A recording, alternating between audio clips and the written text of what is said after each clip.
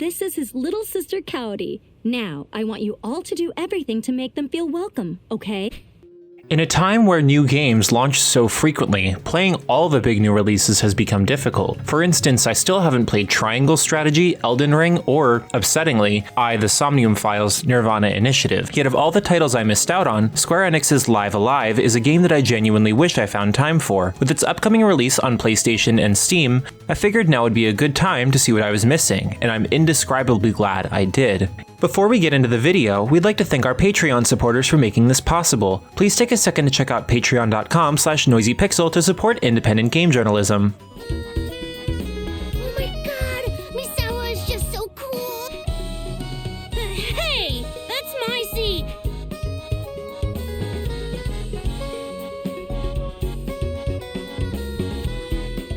You probably know what Live Alive is by now. Still, in case you don't, it was initially a Super Famicom title that was revolutionary for the time. Inspiring the structure of several other games such as Octopath Traveler, players progress through a series of mini-narratives across multiple eras in an order of their own choosing, eventually resulting in an epic conclusion. However, while this may not sound so unique by today's standards, the emphasis on storytelling rather than combat makes this approach distinct. Because while Live Alive does feature a turn-based battle system, it's not traditionally pursued. Each scenario you experience has its own take on how gameplay occurs, such as the present day lacking exploration, instead solely comprising duels where the protagonist is essentially a blue mage, learning crucial skills from his opponents. On the other hand, you have the near future, with a world map explorable by a protagonist who can read people's minds. There's even an era in which you play as a ninja in Japan's Edo period, emphasizing area movement and stealth. Live Alive's core combat system is about all that's shared through its eras, yet its utility and contexts differ to deliver a unique adventure no matter which era you choose. And what ensures the memorability and impact of these seemingly contained storylines is how brief they are.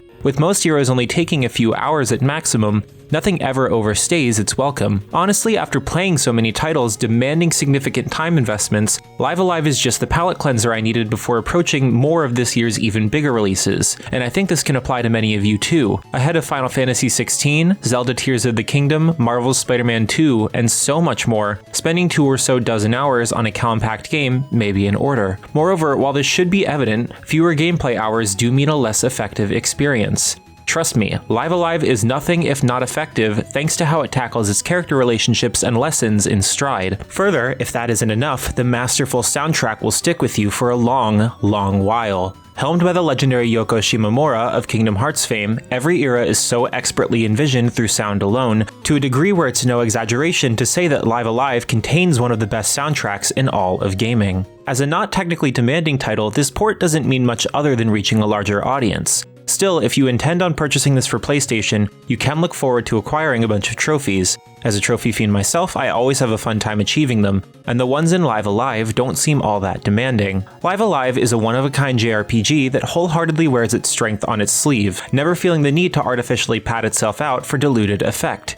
Even someone like me who loves lengthy 100-hour-long adventures can't help but appreciate this one. You don't often see such an old game meld with newer crowds so seamlessly. That alone should give you an idea of how special this experience is. Even if every era may not be your tea, I'd go so far as to call Live Alive a must-play JRPG. Now that it's available on more platforms, this researched classic will hopefully gain the additional fans it deserves. Thanks for watching. This video is brought to you by our supporters on Patreon. Noisy Pixel is run by a group of gamers providing independent gaming coverage through news, reviews, previews, and more. Check out our Patreon to help support our continued growth, and subscribe to keep up with all of our future content.